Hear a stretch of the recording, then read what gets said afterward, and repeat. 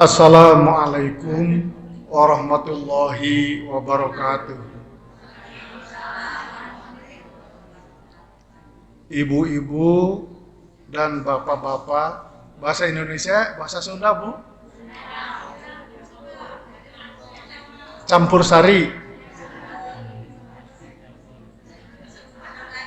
Ada usulan campur sari.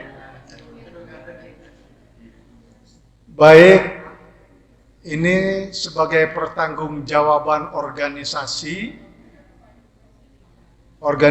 Muhammadiyah, organisasi Aisyah, tempat kita berada, perlu mendapatkan penjelasan. Nanti kalau di rumah ada yang nanya, di mana ngaji di Muhammadiyah, di Aisyah, kenapa ngaji di Muhammadiyah? Apa jawabnya?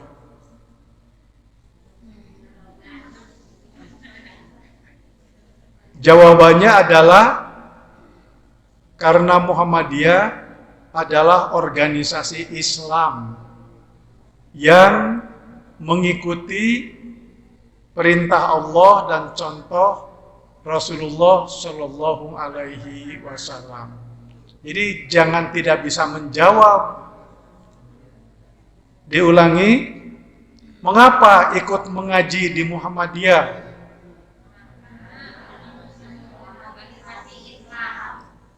Yang mengikuti perintah Allah dan sunnah Rasul. Perintah Allah dan sunnah Rasul. Tidak ada lagi jawaban lain kecuali itu. Nah, kalau begitu harus seperti apa kita sebagai anggota Muhammadiyah, sebagai simpatisan Muhammadiyah, sebagai simpatisan Aisyah? Jadi pengetahuannya tidak boleh hanya setahun sekali.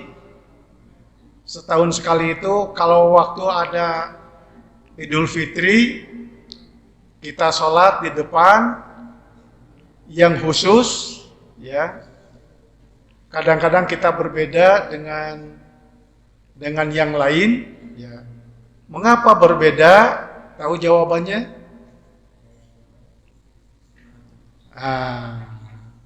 Mengapa suka? Tidak selamanya sih berbeda, kadang-kadang bareng juga. Karena di Muhammadiyah itu untuk menentukan tanggal mulai puasa atau hari Lebaran itu jauh-jauh hari sudah dihitung sedemikian rupa, yang namanya itu dengan memakai ilmu hisab. Ibu pintar. Siapa yang pintar? Ulangi. Jadi memakai ilmu falak atau ilmu hisab, yang dasarnya itu adalah ilmu alam. Ya, ilmu alam. Siapa yang jago matematik? Yang jago segitiga? Ya. Nah, teori dasarnya tuh itu. Jadi ilmunya untuk menentukan tanggal 1 Januari, tanggal 1 Syawal, tanggal 10 Zulhijjah, itu tidak tanpa dasar, tidak asal beda, tetapi berdasarkan perhitungan-perhitungan yang memadai. Apalagi sekarang ilmu pengetahuan dan teknologi itu sudah sangat maju. Kapan? Tanggal berapa? Hari apa? Hari Lebaran tahun depan, tahun 2023. Itu hari ini sudah bisa diketahui. Jadi tidak harus duduk dadak, noong, memakai songsong, memakai teleskop begitu ya, yang kadang-kadang terganggu dengan awan. Nah, di kita di Muhammadiyah, perbedaan-perbedaan itu sebagai sesuatu yang biasa. Tidak harus kaget, tidak harus marah orang lain sholatnya beda dengan kita, lebarannya beda, kemudian kita tidak tegur sapa dengan tetangga, tidak boleh. Mau tidak boleh, mau dibukan tidak boleh, kita lihat. Nih, ada pedoman hidup Islami warga Muhammadiyah yang di dalamnya gambarnya dulu. Siapa yang bisa menerjemahkan gambar ini? Ada gambar bumi disinari dengan matahari, dan matahari itulah simbol Muhammadiyah yang mencerahkan peradaban bangsa. Percaya tidak bahwa Muhammadiyah itu mencerahkan peradaban bangsa? Manusia supaya tercerahkan wajib memiliki apa? Tadi ada yang pintar ibu-ibu tadi. Ulangi.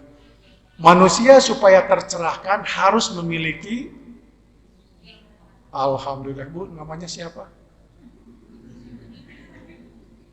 Iya, kita harus memiliki ilmu.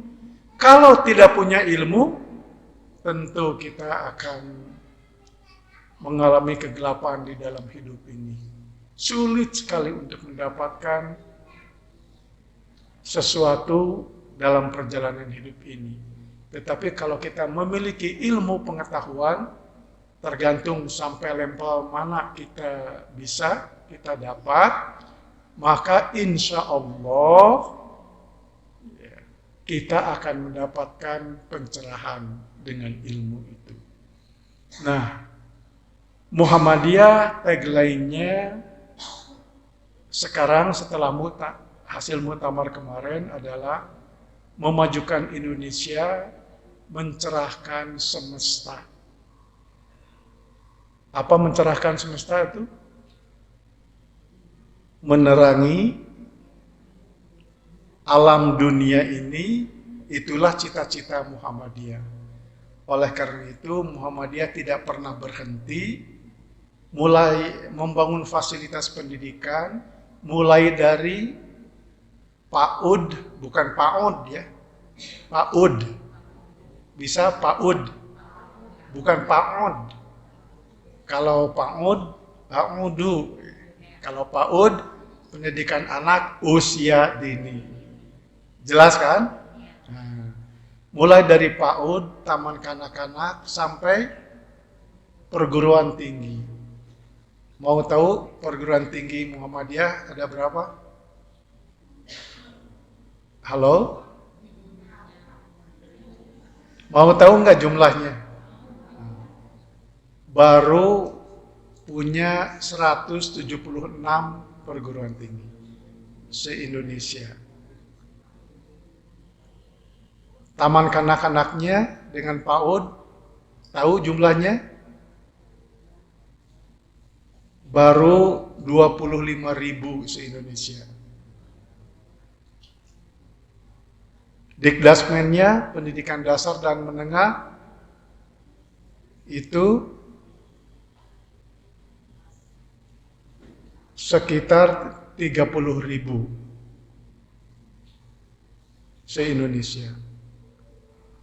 Ditambah lagi perguruan tinggi yang di Malaysia, ditambah lagi yang di Australia. Kita alhamdulillah telah menyeberang ke Asia dan Australia. Kemudian saudara-saudara kita yang dari belahan Eropa Barat kemarin dan Eropa Timur datang ke pimpinan pusat juga ingin membuka sekolah-sekolah Muhammadiyah di sana.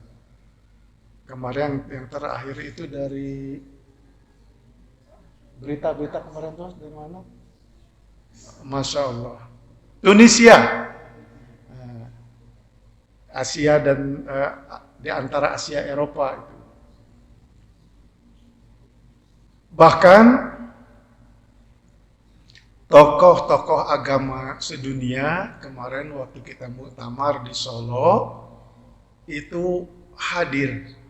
Ada Yahudi, Nasrani, Majusi, dan lain-lain, berbagai tokoh agama datang dan mengucapkan selamat kepada Muhammadiyah, dan mereka merasa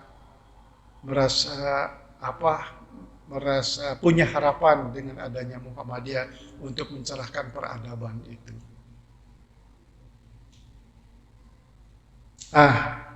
Jadi kalau ibu-ibu nanti tetangga nanya, kenapa ngaji di Muhammadiyah? Bagaimana tidak ikut ngaji? Karena di Muhammadiyah banyak informasi-informasi tentang ilmu pengetahuan, tentang perkembangan, dan tentang peradaban. Jadi insya Allah kita bisa menjawab itu, tidak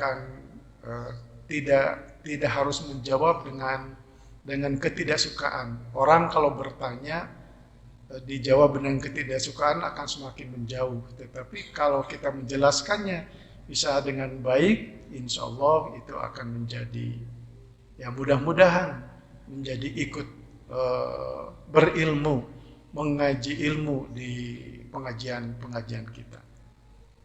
Nah, oleh karena itu ada konsekuensi sebagai jamaah Muhammadiyah, sebagai simpatisan Muhammadiyah, sebagai yang mendapat kesempatan untuk bergabung di Muhammadiyah. Nah, seperti gambar ini. Nanti di gambar ini itu akan ditemukan, ya,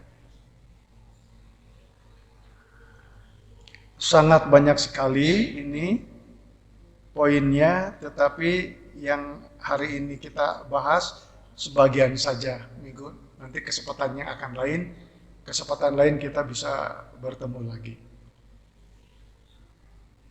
Nah, seperti apa kehidupan pribadi warga Muhammadiyah? Jadi ibu-ibu karena ngaji di Muhammadiyah, kalau ada yang nanya dijawab dengan jelas. Yang pertama,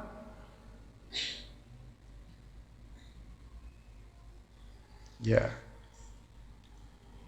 sementara ini banyak orang yang menganggap Muhammadiyah itu kering, Muhammadiyah itu tidak seperti yang lain, banyak pujian, banyak upacara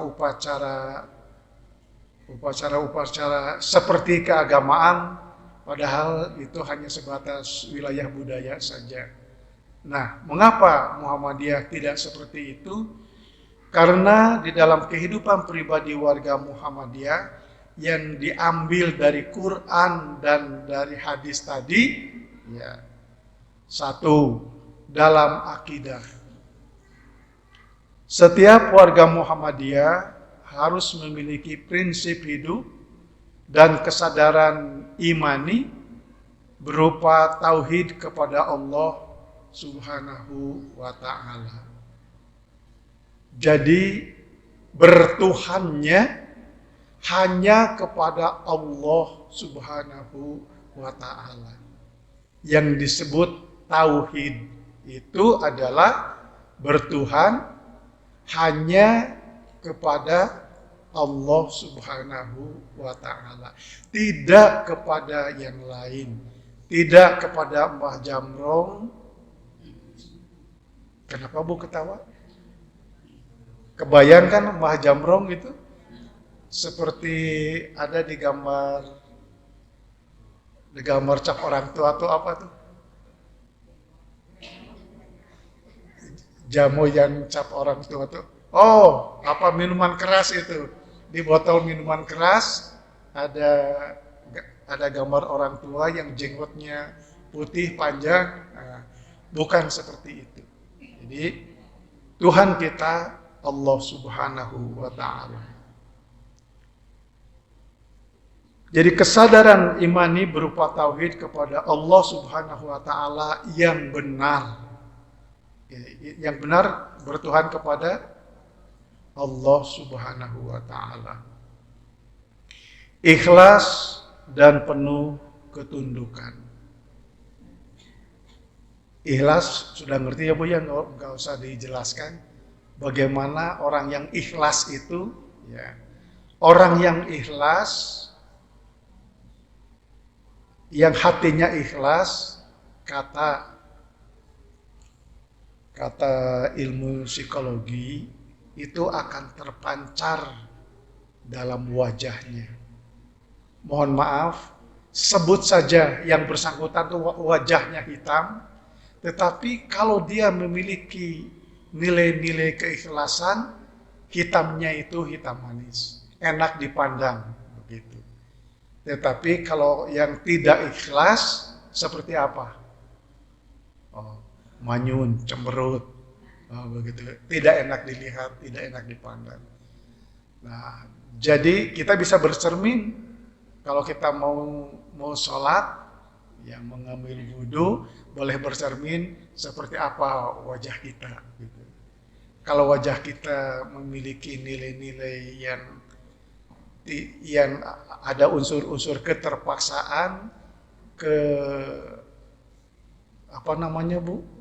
Kalau yang sedikit menggerundal itu, menggerundal itu apa bahasa Sundanya ya? Menggerutu mah bahasa Indonesia. Ya sudah menggerutu aja ya begitu. Ada yang mau jadi contoh? Ya, nggak boleh. Jadi bagaimana kita ekspresikan rasa keikhlasan kita kepada Allah dan kita senang ketika mendengar azan untuk sholat dan kita melaksanakan sholat. Insya Allah ketika kita bisa menampilkan wajah yang ekspresi batin kita dengan indah, maka menurut ilmu psikologi itu ada keuntungan lain. Ciri orang yang hatinya ridho, wajahnya cerah seperti itu, bahkan ada nilai lebihnya Bu, ada nilai tambahnya. Kalau orang sedang mengalami kesenangan hatinya, keridhoan hatinya, yang pertama tadi ekspresi wajahnya cerah, air mukanya terurai. Kemudian metabolisme otaknya itu akan tertib. Kalau yang sedang bahagia pasti wajahnya enak dipandang, raut wajahnya menyenangkan sekali. Walaupun mohon maaf mungkin pas-pasan wajahnya, tetapi beda nilainya kalau dia sedang bahagia. Begitu. Nah, kata ahli kesehatan, kalau kita sedang berbahagia itu adalah kesempatan untuk mengalirkan hormon endorfin yang ada di bawah otak belakang kita. Jadi hormon endorfin itu adalah sebuah hormon yang kaya dengan zat-zat yang untuk memperbaiki kesehatan kita. Jadi orang yang tidak mudah stres, yang tidak mudah marah, yang tidak mudah kalau KDRT itu ya, yang tidak mudah marah sajalah ya. Yang tidak mudah marah itu memiliki keuntungan, dia akan mendapatkan suplai hormon endorfin, dan tugas hormon endorfin itu untuk memperbaiki sel-sel tubuh kita yang rusak. Di rumah sakit, pasien oleh dokter disimpan pada tempat yang terlindung, yang tidak terganggu oleh orang yang lalu lalang. Maksudnya untuk menciptakan ketenangan kepada sang pasien itu. Karena dengan tenang itu, ya, insya Allah otomatis hormon endorfin kita yang ada di bawah otak belakang itu akan mengalir ke seluruh tubuh. Itulah yang bisa memperbaiki tingkat kesehatan kita. Jadi kalau di dalam tubuh kamu ada penyakit dan di dalam tubuh kamu juga ada obatnya, nah, nanti bisa tanya ke Pak Kiai Ade Sajidin, ya, tentang ayatnya yang seperti itu. Jadi bagaimana Bu? Masih ingin marah-marah? Ya. Mau pilih marah-marah? Mau pilih kelihatannya yang seperti yang sabar, yang ikhlas begitu? Nah, saya jelaskan lanjut. Kebalikan dari, saya boleh berdiri ya? Kebalikan dari hormon endorfin itu adalah, siapa yang tahu? Ada yang tahu? Sudah pernah baca? Belum? Baik. Kebalikan dari hormon endorfin itu adalah hormon adrenalin. Karakter adrenalin itu berlawanan dengan karakter hormon endorfin. Contoh efek dari adrenalin. Kalau kita sedang diudag anjing, untuk lompat, ngajeleng ke sungai, kalau biasa-biasa itu kita tidak sampai. Tetapi kalau sedang diudag anjing, wah kita jadi bisa. Pernah mengalami? Kalau kita mau ujian, mules. Ya, tapi kalau tidak ujian, tidak. Itu efek dari adrenalin. Karakter dari adrenalin itu bisa mendorong kekuatan kita 2 kali lipat, bahkan lebih. Tetapi kalau kita sering-sering mengeksplor adrenalin itu, maka tubuh kita, organ tubuh kita cepat rusak. Karena karakter dari adrenalin itu seperti itu. Nah, kapan adrenalin itu akan mengalir? Ada yang tahu? Ya, ketika kita marah, ketika kita kesal, ketika kita stres. Jadi, jangan salahkan siapa-siapa. Kalau badan kita banyak yang rusak, lantaran kita terlalu banyak marah, terlalu banyak stres, dan terlalu banyak hal-hal yang tidak terjangkau oleh pikiran kita. Jadi itulah pentingnya keikhlasan, ikhlas kepada Allah. Jadi pantas kalau kita dianjurkan untuk berzikir setelah sholat 33 apa Bu? Subhanallah 33, Alhamdulillah 33, Allahu Akbar. Itu akan sangat membantu secara kesehatan. Utamanya tentu kita dalam rangka kerundukan kepada Allah Subhanahu wa taala. Ternyata ada manfaat lanjutnya ya. Jadi begitu. Tauhid kita kepada Allah Subhanahu wa taala yang benar, ikhlas dan penuh ketundukan. Mulai dari nanti salat maghrib, mulai kita belajar untuk mengkonsentrasikan diri, ruku dan sujud hanya kepada Allah Subhanahu wa taala. B. Setiap warga Muhammadiyah harus menjadikan iman dan tauhid sebagai sumber seluruh kegiatan hidup. Bagaimana maknanya? Ya. Jadi setiap warga Muhammadiyah harus menjadikan iman dan tauhid sebagai sumber seluruh kegiatan hidup. Dulu saya memahami karena harus sedetik pun kita tidak boleh lepas dari ibadah kepada Allah. Maka yang terbayang oleh saya adalah membaca dzikir sepanjang jalan sambil membawa tasbih begitu. Ternyata bukan tidak seperti itu. Ya. Atau saya beri contoh lagi. Kenal dengan Taufik Ismail? Taufik Ismail, beliau seorang dokter gigi, tetapi mau menguasai ilmu sastra dan seorang penyair. Pernah mendengar lagu Sajadah Panjang yang dinyanyikan oleh Bimbo? Oh, langsung iya. Ya. Ada yang hafal lagunya?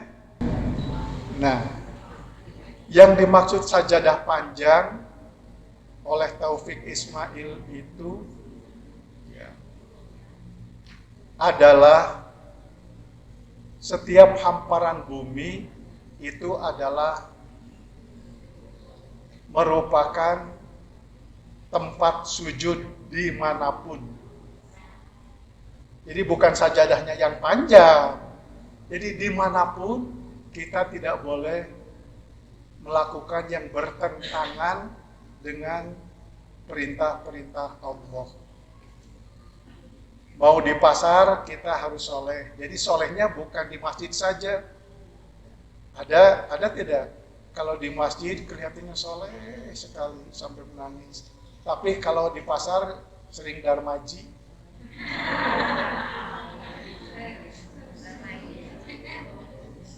Mengerti darmaji? Ada yang tidak mengerti?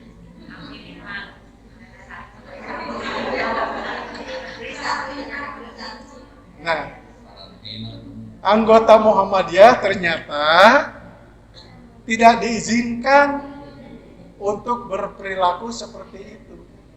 Jadi di masjid harus beriman kepada Allah, di pasar pun harus beriman kepada Allah. Artinya kita tidak boleh melakukan hal-hal yang tidak terpuji dimanapun. Ada contoh lagi darmaji?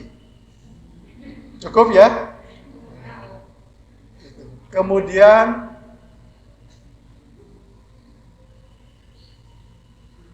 Pak Taufik Ismail itu menggambarkan, mencontohkan ya, ekspresi tasbih ya, dalam versi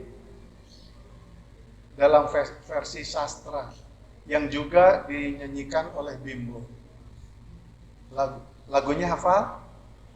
Rindu kami, rindu Rasul, rindu kami padamu ya Rasul. Jadi dengan versi sastra itu bisa mengeksplor kemampuan kita, kreativitas kita dalam rangka memuji kepada Allah Subhanahu wa Ta'ala. Yang lagunya sebentar lagi, kalau tiap bulan puasa, setiap TV, setiap radio rasanya wajib itu ya menyanyikan lagu-lagu itu. Ya. Itu karya-karya dari Pak Taufik Ismail dalam rangka menyembah Allah Subhanahu wa Ta'ala dengan gaya seniman, dengan gaya sastra, dan masih banyak lagi seniman-seniman lain yang mengekspresikan kerundukannya kepada Allah dengan karya-karya seni yang sangat indah. Nah, kita kalau ada kemampuan untuk menulis sastra seperti itu, mangga, ditunggu di hasilnya nanti di sini. Ada yang bisa? Jadi jangan hanya dangdut saja, lagu-lagu yang seperti ditulis oleh Pak Taufik Ismail itu menjadi poin untuk kita. Yang kedua, dalam akhlak. Setiap warga Muhammadiyah dituntut untuk meneladani perilaku Nabi dalam mempraktikkan akhlak mulia. Sudah nyambung belum? Ada yang bisa merespon? Jadi kita sebagai warga Muhammadiyah, sebagai simpatisan Muhammadiyah, sebagai jamaah pengajian Muhammadiyah harus menjadikan iman dan tauhid sebagai sumber seluruh kehidupan kegiatan hidup. Yang kedua, dalam akhlak, setiap warga Muhammadiyah dituntut untuk meneladani perilaku Nabi dalam mempraktikkan akhlak mulia. Tahu? Sudah tahu belum bagaimana kehebatan akhlak Nabi? Ada? Gimana? Ayo. Ya. Kata Nabi ini, kalau mencari aku, ya, carilah di tempat orang-orang miskin. Maknanya adalah Nabi itu sangat mencintai manusia sesama muslim, sesama makhluk Allah, ya. Bahkan dengan yang non muslim juga Nabi kita tidak pernah membuat permusuhan. Sampai ada hadisnya menyebutkan la yu'minu ahadukum an akuna li jarahu wa ghawailuhu. Tidak beriman seseorang tatkala dia tidak bisa memberikan rasa aman kepada tetangganya. Bayangkan, kalau kita bagaimana dengan tetangga? Saya yakin ibu-ibu pengajian ini soleh-soleh semua. Kepada tetangganya pasti baik. Ketika punya comro 13, maka 6,5 itu ya, masih budaya kita seperti itu. Budaya orang Sunda, orang Jawa Barat, orang Bandung, orang Cibarengkok apalagi, alhamdulillah nilai-nilai itu masih ada, masih melekat. Merasa tidak nyaman, merasa tidak enak ketika kita memiliki sesuatu yang baru, yang aneh, tetangga kita tidak pernah merasakannya. Itu harus kita syukuri. Dalam budaya Sunda, perilaku-perilaku itu sudah tertanam. Dan tidak boleh menjadi hilang. Ketika kita berpegang kepada nilai-nilai itu, maka insya Allah masuk kepada apa yang dianjurkan oleh Rasulullah SAW. Ada yang sudah tidak melaksanakan itu, yang sudah tidak melakukan itu, yang judes begitu, yang pedit, yang pedit. Alhamdulillah, tidak ada yang pedit. Nah, kira-kira seperti itu penjelasannya. Ya. Jadi kita berbuat baik kepada tetangga, walaupun tetangga kita itu bukan muslim, tetapi harus kita jaga kehormatannya. Tidak boleh kita mengganggu mereka. Tentang ketika kita punya niatan untuk memperlihatkan kebaikan-kebaikan kita, dengan amalan solehan kita, dengan akhlak yang mulia kita, itu seperti yang dicontohkan oleh Rasulullah SAW. Tetapi jangan sekali-kali dasar kamu mau si kafir, siapa lagi kalau marah tuh ibu-ibu biasanya marahnya pintar. Si kafir, si musyrik, wah si lak-lak dasar, pokoknya itu harus dihindari. Ya, karena ketika kita merendahkan agama orang lain, itu sama dengan merendahkan agama kita sendiri. Kalau kita menghancurkan, merusak rumah ibadah orang lain, itu sama dengan merusak rumah ibadah kita sendiri. Nah, begitulah yang diajarkan di dalam Muhammadiyah. Diajarkan kepada kita sekalian. Jadi setiap warga Muhammadiyah dituntut untuk meneladani perilaku Nabi dalam mempraktikkan akhlak mulia itu. Nah.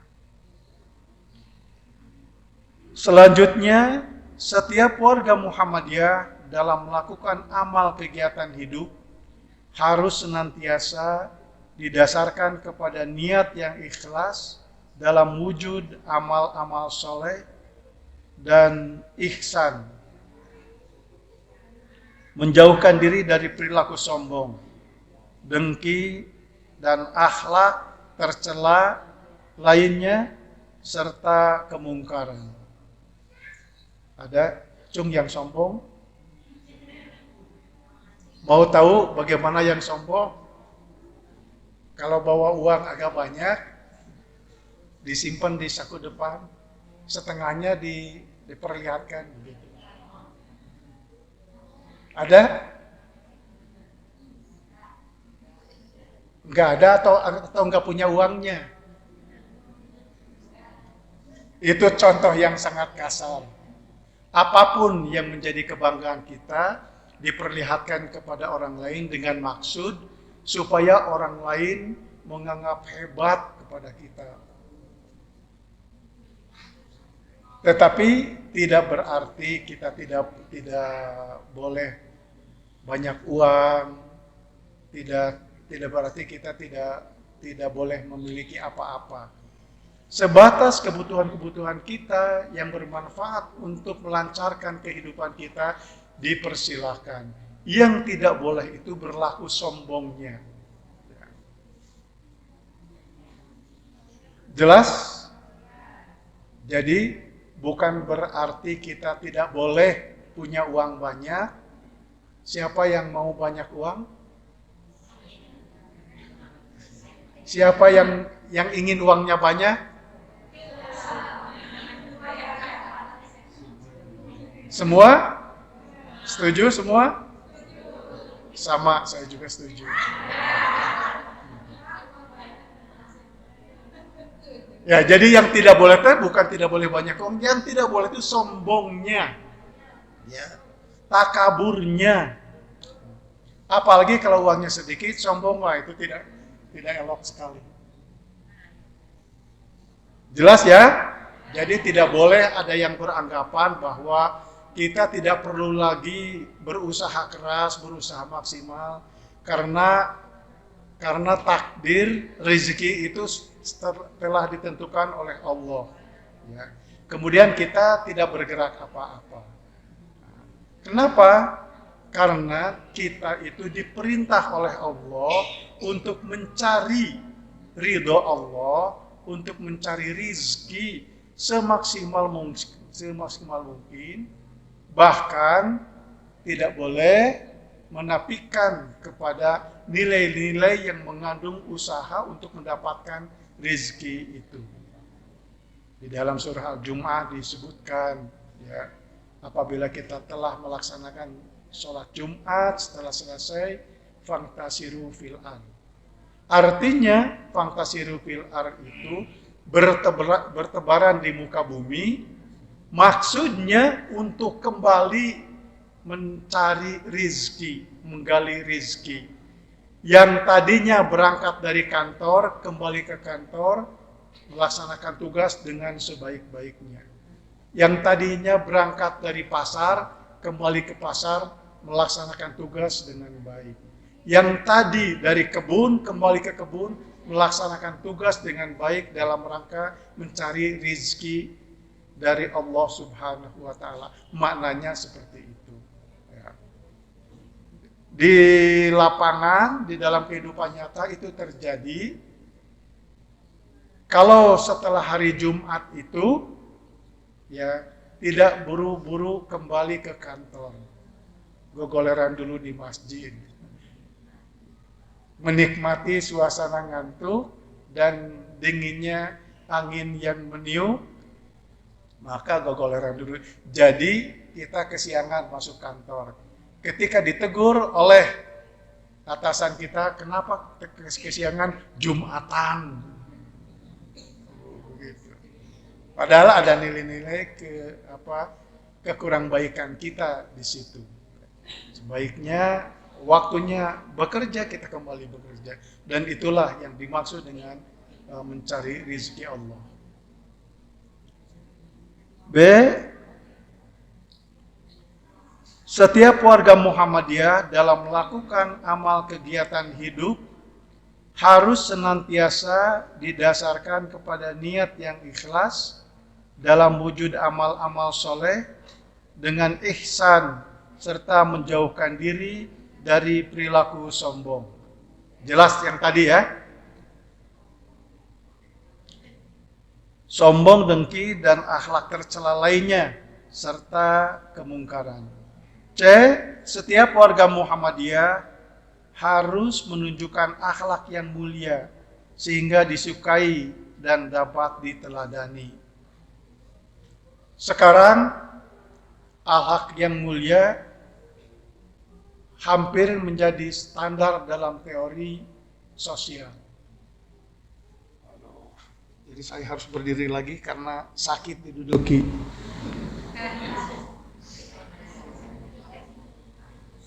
Ibu tahu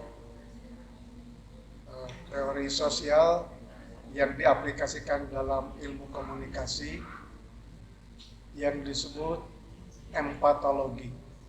Saudaranya dari simpati, ya.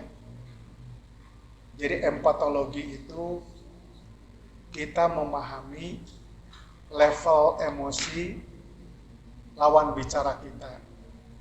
Jadi kalau saya berbicara dengan ibu, kemudian raut wajah saya seperti truk puso, begitu ya. Tahu truk puso yang catnya warna kuning, yang depannya kamu bengep gitu. Sedangkan ibu dengan senyum-senyum. Nah, maka komunikasinya antara saya dengan ibu pasti tidak akan nyambung. Kepandaian itu, keahlian itu harus kita latih dan harus kita upayakan. Tidak mungkin terjadi begitu saja. Nah, di dalam ilmu komunikasi, di dalam ilmu motivasi, katanya, ini kata para ahli, bukan kalau saya tidak terlalu hafal, katanya kata para ahli itu. Kalau ketika orang itu melihat wajah kita pika bitaeun, pika resepeun, maka komunikasi apapun, sedetil apapun itu akan terekam, itu akan terserap dan akan mudah mengerti.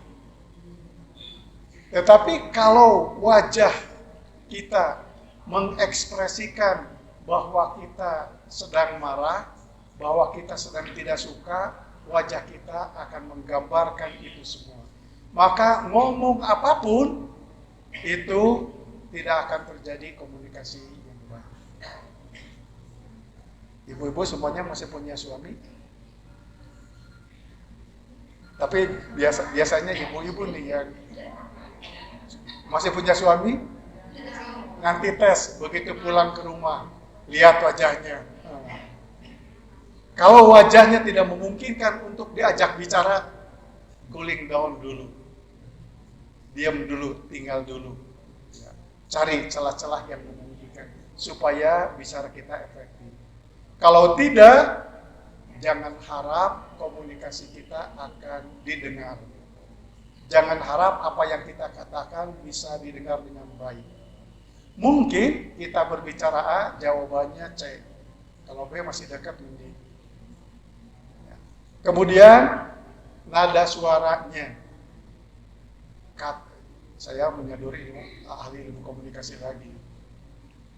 Katanya kalau untuk berbicara dalam konteks keluarga, dalam konteks pertemanan, nadanya tidak boleh lebih dari nada mi. Do, re, mi. Segitu cukup. Jangan coba-coba gogorowokan, bisa digaplok.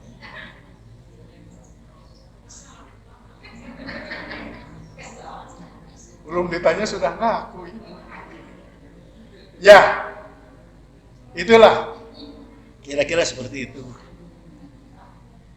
Jadi setiap warga Muhammadiyah dimanapun bekerja dan menunaikan tugas manapun dalam kehidupan sehari-hari benar-benar menunjukkan diri dari perbuatan menjauhkan diri dari perbuatan korupsi dan kolusi atau praktik-praktik buruk lainnya yang merugikan publik. Saya pikir ini sudah hafal lah, jangan kita lakukan. Nih, sampai jam berapa? Sudah habis belum? Cukup? Ibu-ibu, saya masih senang dan saya ingin menjelaskan lebih lanjut, tetapi waktu sudah tidak memungkinkan. Kita insya Allah dilanjutkan pada waktu dan gelombang yang berbeda di bulan-bulan depan yang akan datang. Nasrun minallah wa fatun qarib. Wassalamualaikum warahmatullahi wabarakatuh.